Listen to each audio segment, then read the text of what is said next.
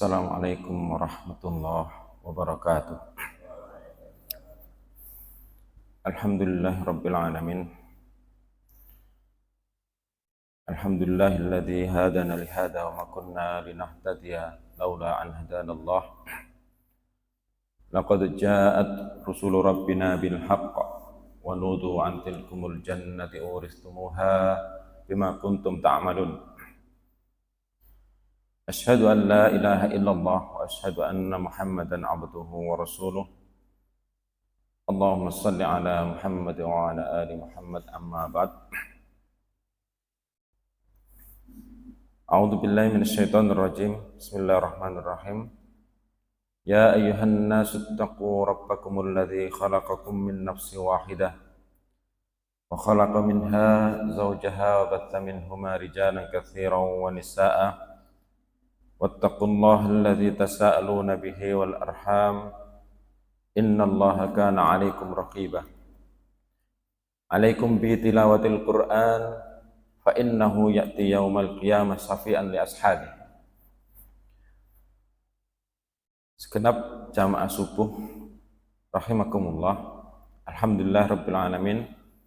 Pada pagi hari ini kita masih dipilih Allah Ta'ala menjadi hamba-hamba yang senantiasa mentaati, menjalankan apa yang telah diseru, apa yang telah diperintahkan oleh Allah Ta'ala, yakni sholat subuh dengan berjamaah.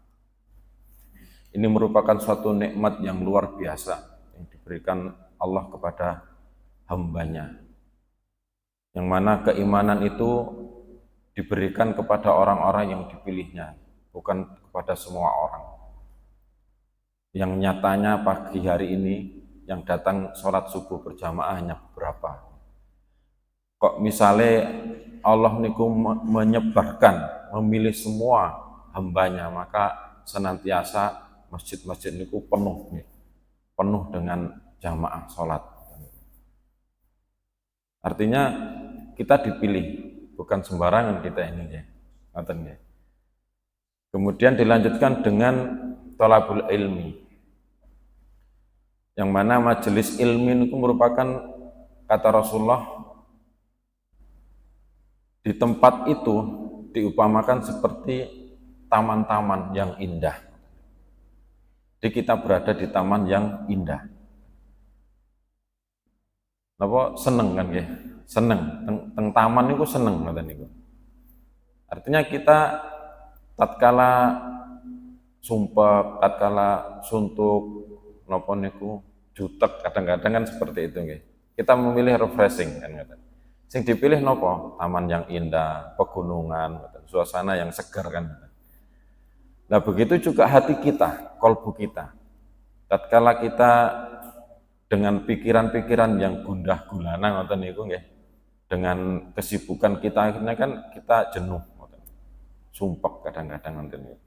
Nah kita memilih majelis taklim sebagai obat. Yang mana majelis taklim niku di situ disampaikan ayat-ayat Allah, disampaikan hadis-hadis Rasulullah. Akhirnya hati kita menjadi refresh, seger kembali, menjalankan ibadah semangat lagi. Tapi tatkala kita wis sumpek nggih, pikiran judek, milih napa? Hal-hal yang maksiat nggih. Homer misalnya ngoten niku, nyetel musik sing keras. Musik entek, homer entek, judek malih. Bertambah kekalutan kita, bertambah kejenuhan kita, bertambah apa niku numpuk-numpuk masalah, akhirnya seperti itu. Akhirnya banyak orang memilih untuk bunuh diri kan. Jadi sekarang banyak kasus bunuh diri, akhirnya ngoten niku, pilihan terakhir nggih bunuh diri niku. Karena hatinya tidak disirami dengan ayat-ayat Allah dan hadis-hadis Rasulullah. Itu, umpamanya Nabi niku mengumpamakan majelis taklim itu seperti taman-taman yang indah. Yang tentunya taman-taman yang indah ketika kita memilih di situ, nah ijen kan nggak enak kan katanya. Akhirnya ngejak keluarga, ngejak anak, ngejak istri, diajak istri, anak-anak kita untuk menghadiri majelis-majelis taklim. Kayak dene rekreasi ngoten nggih. Rekreasi nek ijen kan gak enak ya. Dijak bojone, dijak anake, dijak keluargane kabeh bareng-bareng. Selfie bareng kan ngoten. Biasanya seperti itu. Majelis taklim yang ngoten niku diajak anak kita, istri kita, keluarga kita diajak. Jadi sama-sama menghadiri majelis taklim, sama-sama di jalan Allah ngoten. Jadi mlebu swarga niku bareng-bareng, ngoten ijenan. Kira-kira seperti itu ya gambarannya taman-taman surga ketika kita memilih di majelis taklim. Baik, kita memilih atau mempelajari pada pagi hari ini dalam surat Al-Asr. Surat Al-Asr merupakan surat Makkiyah. Surat Makkiyah niku turunnya ketika Rasulullah belum melakukan perjalanan ke Madinah. Belum hijrah, sebelum hijrah itu dinamakan surat Makkiyah. Surat Al-Asr terdiri dari 3 ayat, ya pendek sekali mungkin yes, pastilah semua hafal ngoten. Itu kita baca bareng-bareng dulu. Ta'awudz riyen. A'udzu billahi minasy syaithanir rajim. Bismillahirrahmanirrahim. Wal 'ashr innal insana lafi khusr. Innal ladzina amanu wa 'amilus solihati wa tawasaw bil haqqi wa tawasaw bis sabr. Bismillahirrahmanirrahim. Kalau dipreteli ini bi dengan ismi nama Allah, ya Allah Ar-Rahman Maha Pengasih, Ar-Rahim Maha Penyayang. Dengan nama Allah yang Maha Pengasih dan Maha Penyayang. Wal asr, wawu di sini merupakan wawu qasam yang menunjukkan bahwa sumpahnya Allah. Wal asr, demi masa. Ulama sebagian menyebutkan demi masa. Demi masa, masa yang ditentukan oleh Allah Ta'ala, masa yang ketika kita hidup di dunia itu ada batasnya. Itu masa. Ada masa ketika di kandungan, ada masa ketika kita hidup di dunia, kemudian ada masa setelah kematian. Ya. Jadi batas dari kita hidup di dunia ya, kematian, kemudian di alam barzah atau alam kubur, dan alam akhirat dan selanjutnya. Ada masa-masa yang ditentukan oleh Allah Ta'ala. Al-Asr. Dan ketika kita bersumpah, itu bukan seperti Allah Ta'ala, yang Allah itu bersumpah dengan ciptaannya, demi waktu. Ada wal asr, ada wad duha, ada wal fajr, ada watin, itu merupakan ciptaan Allah Ta'ala. Loh, napa waktu ini ku ciptaan? Nggih, merupakan ciptaan Allah Ta'ala. Yang menentukan Allah. Wattin, wattini wazzaitun kan katanya. Itu ciptaan Allah. Wazzaitun, buah zaitun. Itu semua ciptaan Allah. Allah berkehendak untuk bersumpah dengan ciptaannya. Kalau hambanya, kita, manusia itu sumpahnya hanya kepada Allah. Wallahi, tallahi, billahi. Jadi 3 itu sumpah kita ketika kita mempunyai azam. Ada yang mengartikan al-asr itu demi waktu asar, sama-sama waktunya, akan tapi di penghujung hari. Al-asr niku. Di penghujung hari artinya kita berada di penghujung waktu. Kita mengetahui usia kita berapa nih. Mungkin ada 60, ada 30, 40 sekian, seterusnya. Umurku piro rek? Mungkin 30. Akan tapi waktu yang tersisa nggak ada yang tahu kan ya? Nggak ada yang tahu kita. Kita mati kapan itu nggak tahu. Kita wafat kapan nggak tahu. Entah itu nanti, mantan ngaji mati ngoten. Sabilillah insyaallah ya. Atau besok atau bulan depan kita nggak tahu. Dan sekarang niku mboten meden-meden nggih, maaf ya. Banyak sekali orang yang esok mau ketemu loh, saiki moro-moro gak ono kan gitu ya. Jadi artinya kita senantiasa mempersiapkan diri kita bahwasanya ajal niku datangnya tidak kita ketahui dan kita tidak bisa menghindar dari ajal niku. Itu sumpahnya Allah wal asr, termasuk wawu kosam. Ada wawu kosam, ada wawu haliyah, ada wawu zaidah ngoten nggih. Jadi wawu-wawu nek teng ilmu nahwu niku banyak fungsinya. Innal insana lafi khusr.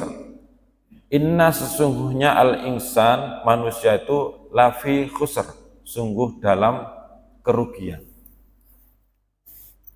Di sini Allah memilihkan al-insan, innal insana. Kenapa kok tidak annas, innal annas ngoten? Atau tidak al-bashar? Yang tentunya Allah itu memilihkan al-insan itu merupakan sebaik-baik bentuk penciptaan dari manusia. Dari bashar niku artinya blegere manungso, ya. Secara biologis dari wujudnya manusia. Ada warna kulitnya seperti apa, ada tangannya seperti apa, matanya, bentuk kepalanya. Ya. Itu bentuk dari biologis namanya basyarun. Itu sudah sempurna ciptaan Allah yang bentuknya basyar niku, manusia yang dimaksudnya basyar secara biologis. Kemudian kenapa kok tidak anas? Nas juga artinya manusia kan ya, anas. Yang tentunya anas niku disebutkan dalam tafsir beberapa ulama menyebutkan anas itu maksudnya dari segi sosialnya, profesinya apa, kesehariannya seperti apa, wataknya seperti apa ngoten niku. Itu dari anas, maksudnya anas. Sama-sama manusianya katanya. Kan tapi Allah memilih al-insan. Al-insan itu nggih blegere menungso, nggih watake, nggih kesehariannya, profesinya seperti apa, al-insan. Dari segala aktivitas kita dari bangun tidur sampai mau tidur lagi niku insan. Apa yang kita lakukan manusia yang dilakukan itu seperti apa itu al-insan. Jadi semua yang aktivitas kita dari bangun tidur, ndonga, sampai masuk WC ndonga, sampai berangkat naik kendaraan ndonga, aktivitas kita semuanya, kemudian bertetangga, bersosial, ngoten niku bekerja dan lain sebagainya, itu al-insan. Kenapa al-insan? Lafi khusr. Innal insana lafi khusr. Jadi semua manusia dengan segala aktivitasnya itu ternyata kerugian, sungguh dalam kerugian. Masya Allah ya, sungguh dalam kerugian. Sing profesi ini pegawai swasta rugi, pedagang rugi, pegawai negeri rugi. Jadi al-insan itu sungguh dalam kerugian, sungguh dalam kerugian. Dilanjutkan ayat berikutnya, illal ladzina amanu, kecuali orang-orang yang beriman. Jadi bersyukur kita tidak dikategorikan dalam orang-orang yang dalam kerugian. Al-insan niku wau. Illal ladzina amanu, kecuali orang-orang yang beriman. Yang iman mboten rugi. Pegawai iman rugi, mboten rugi. Pedagang yang beriman, dia tidak rugi. Petani yang beriman, dia tidak dalam kerugian. Jadi hanya orang-orang yang beriman saja yang dikategorikan Allah Ta'ala sebagai orang-orang yang beruntung, tidak dalam kerugian. Makanya iman itu rezeki yang paling besar kan, rezeki yang sangat luar biasa besarnya, nikmat yang luar biasa besarnya.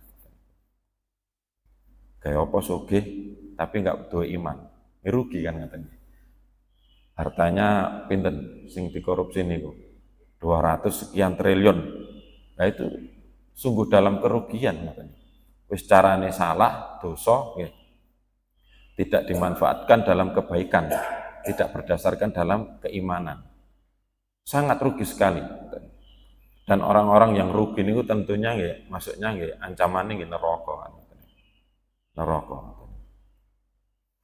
Illal ladzina amanu wa amilus solihat. Ini merupakan suatu rangkaian yang tentunya dan pasti orang-orang yang beriman itu melakukan amal solih. Al-iman itu diwujudkan dalam perbuatan. Mboten kok ngomong tok. Iqrar bil lisan, iqrar bi qalbi, nggih. Napa? I'tiqad bi qalbi, maaf nggih.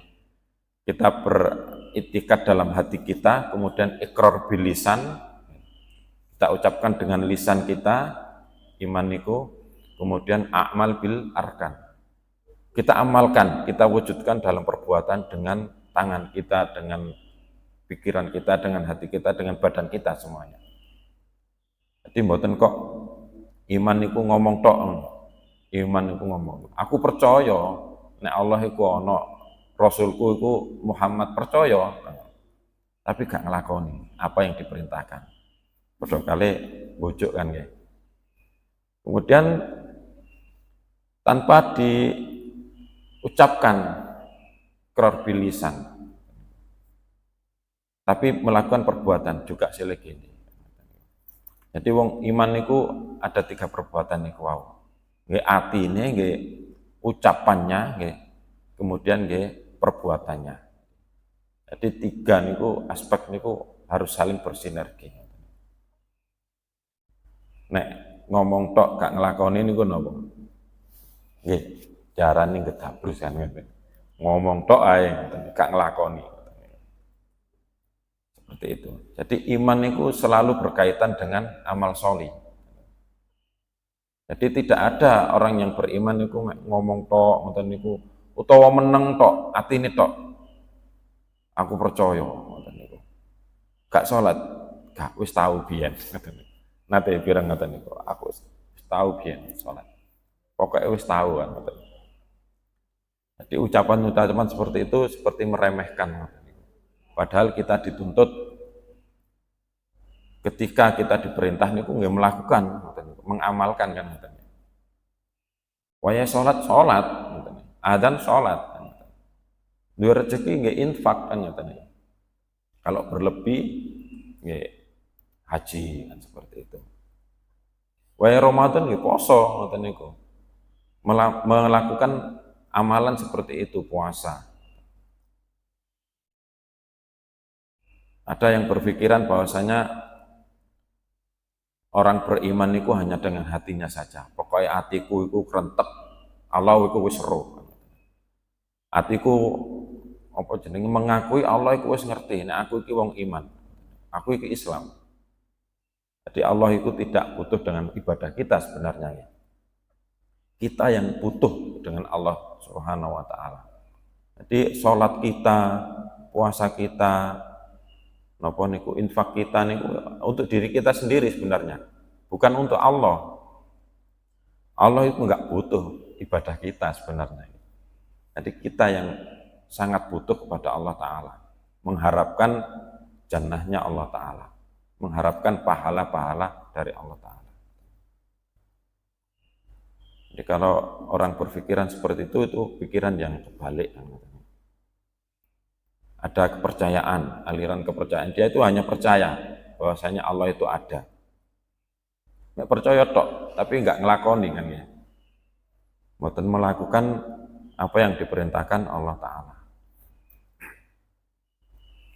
Waya Ramadan poso, waya Ramadan dia itu diam, tapi tidak melakukan puasa.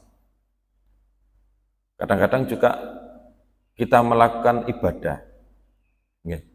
Ini amalan hati kadang-kadang. Dalam melakukan sholat.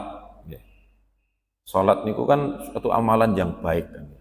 Akan tapi di hatinya tidak untuk Allah Ta'ala. Ibadahnya sholat ini ku mek kepingin didelok wong. Wong iku rajin ibadah, wong iku rajin sholat, wong dadi wong alim. Tapi suatu ketika dihadapkan dengan suatu masalah yang berat, suatu sakit yang berat, dia dengan mudahnya akan meninggalkan sholat tersebut. Ya. Itu kalau kita tidak ikhlas karena Allah Ta'ala. Jadi bukan sekedar ibadah ya, kaum muslimin rahimakumullah. Jadi ibadahnya itu diikhlaskan karena Allah Ta'ala. Itu akan menjadikan kita istiqomah. Ikhlas itu menjadikan kita istiqomah. Jadi ketika dia itu diuji sakit, dia meninggalkan dengan mudahnya. Padahal sholat itu kan masih loron itu loh, tetap ada kewajiban sholat kan ya. Ada kewajiban sholat. Rasulullah mengajarkan nek loro gak iso ngadeg nggih longgo kan ya. Seperti itu. Gak iso longgo nggih berbaring. Nek berbaring gak iso nggih isyarat. Nek isyarat gak iso ya akhirnya kan wis entek masae ngene. Wong isyarat gak iso kok apa maneh wong salat wis berarti wis entek masae. Jatahe teng dono telas. Jatahe teng donya niku pun telas. Jadi seperti itu. Makanya kita ketika menjenguk saudara kita yang sakit gitu, dimotivasi. Nek cara obat niku ampun sing nangani medis kan nggih. Terapi-terapi banyak. Tetapi kadang-kadang mengingatkan sholat niku, kewajiban sholat niku kadang-kadang kita terlewat. Sholat ojo lali kan seperti itu. Itu bentuk kesabaran orang-orang yang sakit. Kaya nek wis lara niku kewajiban sholat gugur ngoten. Jadi mboten. Jadi orang sakit niku tetap berkewajiban untuk sholat. Dengkule lara gak iso ngadeg nggih longgo kan nggih. Longgo. Jamaah longgo gak enak. Kan sing gak enak ibadah niku nggih. Jadi longgo dalam sholat ketika sakit niku merupakan rukhsah dari Rasulullah untuk Allah Ta'ala. Jadi wa amilus sholihah inna illal ladzina amanu wa amilus sholihat wa tawassaw bil haqq wa tawassaw bis sabr. Jadi sebagai orang yang beriman, beramal soleh itu juga wa tawassaw bil haqq, saling mewasiatkan tentang al-haq. Al-haq niku apa? Al-haqqu mir rabbik. Jadi al-haq niku dari Allah Ta'ala. Jadi kebenaran niku dari Allah Ta'ala. Nah, dari Allah Ta'ala niku napa nggih? Al-Qur'an. Dari Rasulullah as-sunnah. Jadi al-haq niku ada dalam Al-Qur'an niki. Jadi semua dari kandungan Al-Qur'an kita yakini. Satu pun tidak ditolak. Semua dari Al-Qur'an walaupun mboten cocok kadang-kadang. Nurut pemikirannya menungso lho nggih.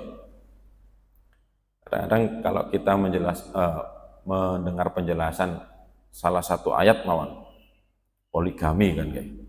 Poligami kan merupakan syariat ya. Berapa banyak ibu-ibu yang menentang kan ya. Nek bapak-bapak kadang-kadang guyang-guyu mau ayat poligami ya. Masih gak wani kan ya.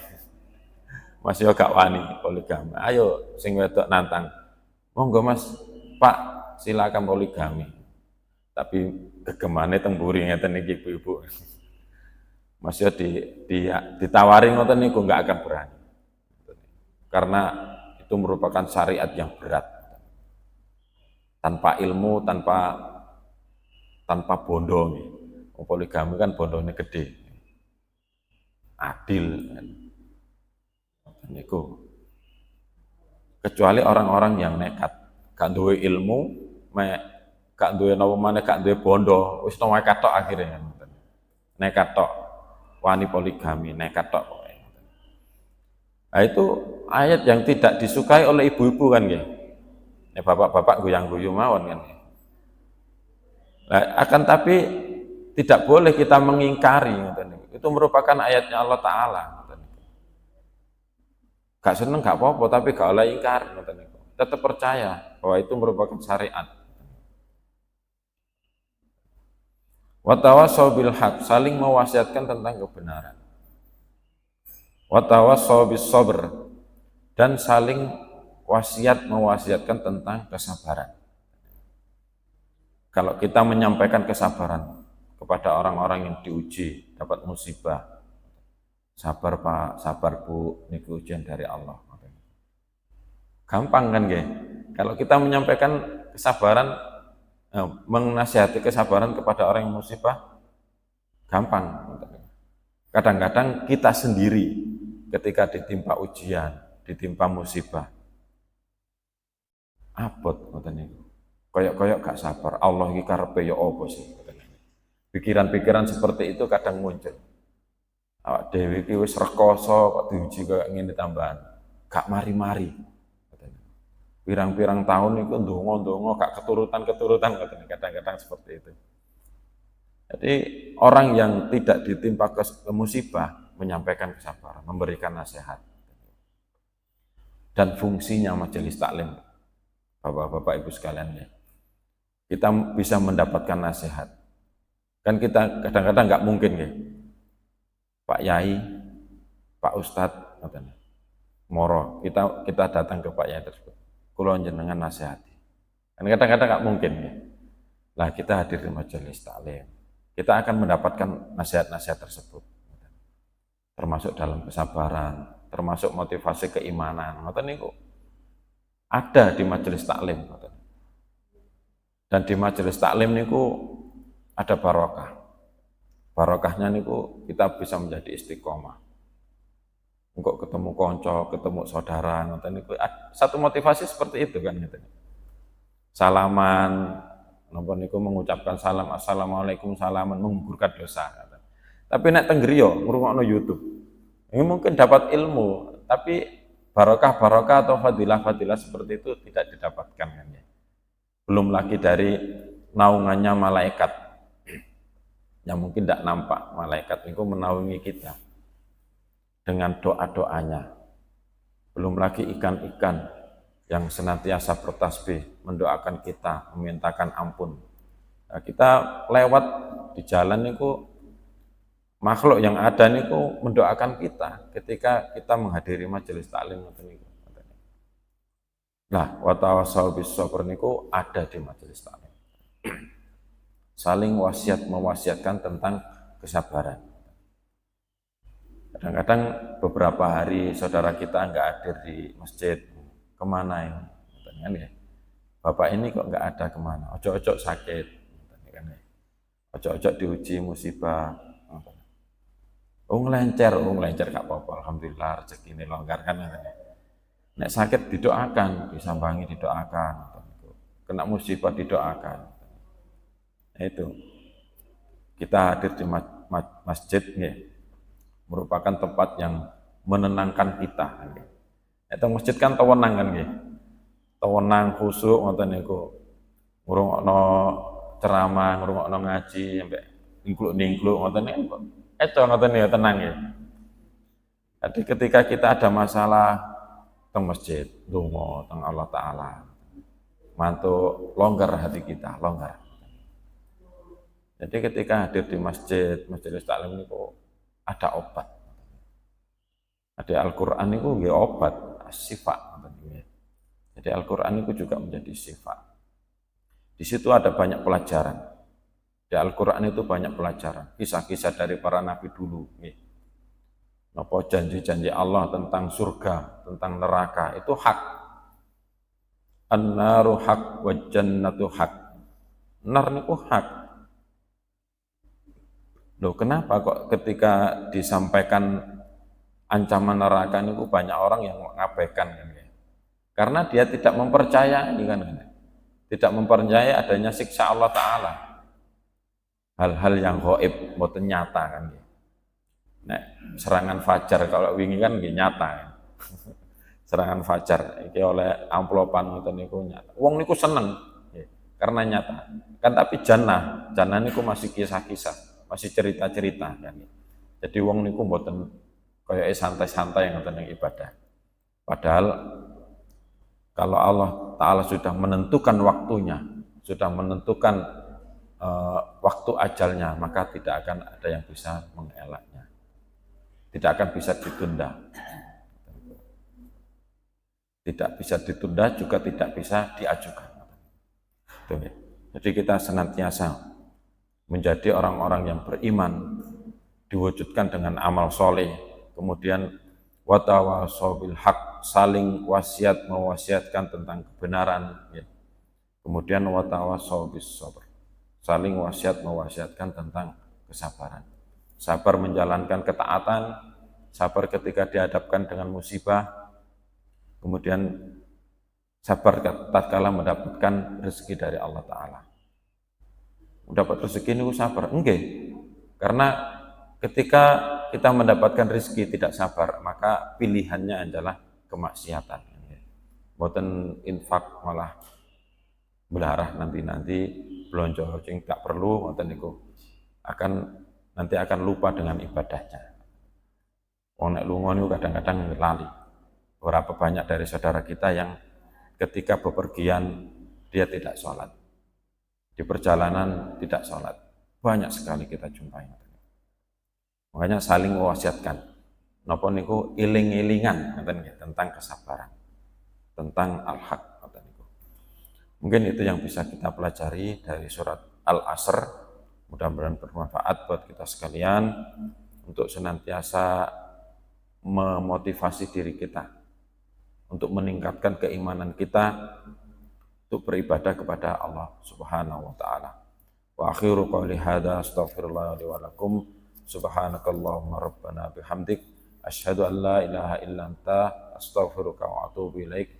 Assalamualaikum warahmatullahi wabarakatuh.